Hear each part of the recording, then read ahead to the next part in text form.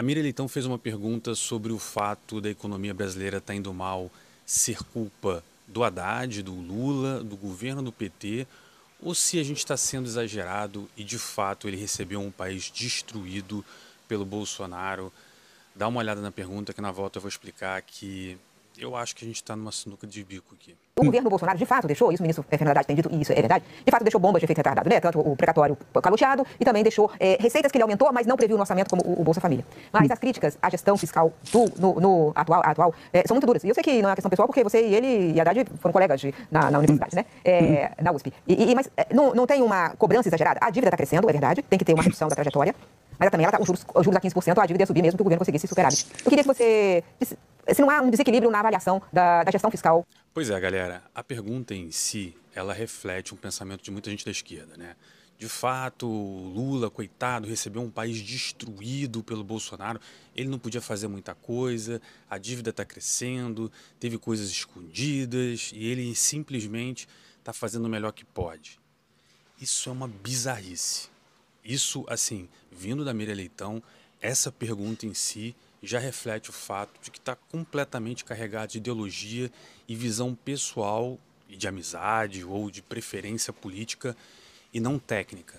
Porque por mais que ela seja uma jornalista, ela também é responsável pela pauta econômica, deveria ser mais inteligente nesse sentido. Então eu vou explicar para vocês por que isso é uma imbecilidade. Tá? Vamos lá. Primeira coisa, o Lula ele recebeu um país melhor do que o Bolsonaro recebeu do Temer. E a culpa não foi do Temer. O Temer recebeu um país pior do que ele passou para o Bolsonaro. Porque a Dilma destruiu o Brasil. A gente tem números aí que refletem exatamente o que eu estou falando. A recessão braba, inflação alta, o país completamente desestruturado em termos econômicos. E aí, o que foi feito de lá para cá? Cada um foi ajustando algumas coisas. O próprio Bolsonaro, quando recebeu o governo, ele passou a reforma da Previdência. O Temer passou, por exemplo, a reforma trabalhista. Cada governo que a gente teve, o teto de gasto, que foi aprovado no governo do Temer, tudo isso foi ajustando o Brasil para tirar a gente daquela situação que o PT colocou. E veja, o PT não colocou porque ele mudou o plano de governo. O plano de governo do PT de 2002, lá, quando o Lula foi eleito, até o impeachment da Dilma, sempre foi o mesmo. A questão aqui sempre foi a conjuntura do cenário macro. O que eu quero dizer com essa expressão maravilhosa aqui é que o mundo estava indo muito bem. O Brasil estava sendo favorecido pelo crescimento da China, que comprava commodities e tudo mais. Então, a gente foi jogado ao crescimento mesmo com a estratégia errada. É como se a gente fosse um time de futebol que está jogando todo errado, mas estava cheio de Ronaldo Fenômeno, Neymar, Ronaldinho Gaúcho. Então, mesmo sem muita estratégia, a gente ia acabar ganhando mesmo. Só que quando o cenário mudou, as coisas ficaram complicadas. A dinâmica do PT de gastação de dinheiro, de torra tudo, dane-se, não tem problema, né? Fazer politicagem, fazer proselitismo político, populismo, isso não mudou. A questão é que a Dilma pegou um país que já não era favorecido pelo cenário macro. A China já estava estabilizada, não crescia tanto. A gente já estava numa base mais, né, estável. A dívida do brasileiro já estava aumentando, o brasileiro já estava todo endividado, então não podia se endividar mais. O governo já não tinha superávit, então o governo passou a ter que controlar suas despesas. Tudo isso aconteceu no governo da Dilma. E aí as pessoas foram para a rua, não é porque mudaram de opinião, é porque sentiram na pele. E mais uma vez, depois que entrou o Temer com a ponte para o futuro, o que é ponte para o futuro? Procura aí na internet. É uma política bem liberal que o Temer trouxe de organizar a casa, privatização de empresa, aprovação do teto de gasto, reforma trabalhista. O Paulo Guedes entrou, seguiu a mesma dinâmica. Reforma da Previdência, desburocratização. A gente tinha o Tarcísio lá privatizando, concedendo um monte de rodovia, ferrovia, marco do saneamento. Tudo isso favorecia o que a gente chama de crowding out. A gente estava tirando o investimento da responsabilidade do Estado e passando para as empresas que fazem com mais eficiência, que têm mais capital para investir. Quando o Lula venceu essa última eleição, de fato, é inegável, o Bolsonaro tinha pedalado o precatório, o Bolsonaro tinha aumentado o Auxílio Brasil, Só que isso era algo muito pequeno e muito fácil de ser corrigido. O próprio Paulo Guedes, durante a campanha do presidente Bolsonaro, o ex-presidente Bolsonaro, ele falava sobre isso. Como você vai arrumar dinheiro? Seguindo políticas de privatização de empresa, tinha o Correio para ser privatizado, a gente tinha outras refinarias da Petrobras para serem privatizadas. Lembra que o pessoal reclamava? Petrobras está dando muito lucro, está distribuindo dividendo. Pois bem, agora ela está com prejuízo. Agora a gente está vendo aí as estatais quebradas. O governo Lula, ele não só manteve o Auxílio Brasil, que ele poderia ter cortado, reduzido no Bolsa Família, nem que fosse o primeiro ano, porque o Bolsonaro já tinha prometido, como ele prometeu também redução da carga tributária até R$ 5.000, prometeu aumento para servidor público, ele prometeu tudo o que ele queria. Picanha para brasileiro. Só que ele não tinha uma estratégia. Ele bloqueou as privatizações. Ué, uma forma de você reduzir a dívida seria: vende a Petrobras, vende o Banco do Brasil, vende os Correios. Inclusive, ele cogitou até reestatizar a Eletrobras. Ele fez aquele arcabouço fiscal que já nasceu morto. O meu canal começou justamente quando o Lula foi eleito. Se você olhar os primeiros vídeos desse canal, o que você vai ver?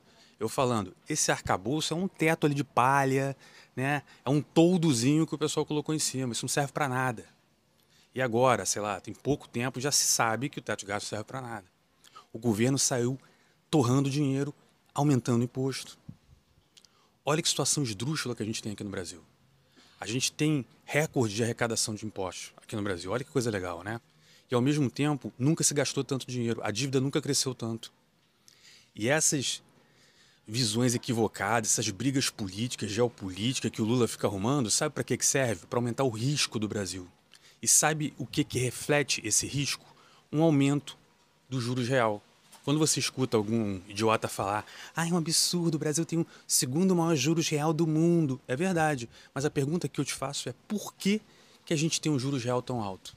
Se ele é tão alto, se ele é tão maravilhoso, favorece os rentistas, por que ninguém está botando dinheiro no Brasil? Por que você olha os números e está todo mundo tirando dinheiro do Brasil se o nosso juros é tão alto? Porque esse juros real, ainda que muito alto, ele serve para tentar segurar o investidor de ir embora. E não está conseguindo. Ele não está conseguindo. Porque ainda assim as pessoas olham e falam: cara, isso aqui esquece, isso aqui pula fora. Esse país aqui não tem como. Então, o que precisa ser feito, querida Miriam Leitão? O que o Lula deveria ter feito? Primeiro, ser um cara responsável. Que é inclusive que uma porrada de gente do mercado financeiro disse, não foi isso? Quando falaram: não, vai vir um Lula paz e amor. O Armínio Fraga, por exemplo, foi um cara que disse que teve uma conversa mental com o Lula. Um cara tão experiente como o Armínio Fraga teve uma conversa mental num sonho que ele teve. E o Lula disse para ele que seria super responsável. Segundo dia de governo do Lula, aliás, antes de começar o governo do Lula, quando ele estava aprovando o arcabouço fiscal lá, né, que vocês sabem que foi aprovado antes do começo do governo Lula, agora eu tô com medo. O outro lá: boa sorte, galera. Cadê a responsabilidade de vocês? E eu vejo isso repetir agora, tá? Tô vendo essa bolsa aí, e eu não quero que a bolsa caia. Só que, desculpa, a bolsa e o dólar no Brasil hoje refletem uma ideia de que o Tarcísio vai ganhar mole essa eleição, vai entrar lá, vai passar mole uma PEC lá para arrumar os gastos, vai ajustar tudo, vai ser tudo mil maravilhas. É isso que o dólar hoje reflete, é isso que a bolsa hoje reflete. Um entusiasmo, né, ingênuo. Desculpa, depois de todos esses movimentos que teve, Eduardo Bolsonaro, não sei o que, Magnitsky, esquece, galera. Esquece. Você pode amar a família Bolsonaro, você pode achar que a direita está sendo perseguida. Eu concordo com um monte de coisa nesse sentido. Mas os fatos são os fatos. E qual é o fato que a gente tem hoje aqui? O Lula está ganhando popularidade. O Lula está sabendo alavancar esse negócio. Isso significa dizer que, muito provavelmente, a gente vai ter uma disputa extremamente acirrada. Aquela ideia de que o Lula já era carta fora do baralho, que eu achava que faz um certo sentido, mas nunca comprei. Hoje, eu não acho isso. Se a eleição fosse hoje, eu acho até que o Lula ganhava. E se o Lula ganhar, galera, vocês de novo vão acreditar o quê? Que ele vai ser paz e amor, que não, agora, finalmente, no quarto mandato dele, né? Agora sim. É que ele precisava de 3 mandatos merda para um cair a ficha e ele ser um cara super correto, aí ele vai fazer, porra, reforma tributária, o cara vai fazer um negócio super legal, vai ajustar o fiscal, o Brasil vai ficar super redondinho. O quanto disso você está sendo enganado ou até está enganando os outros?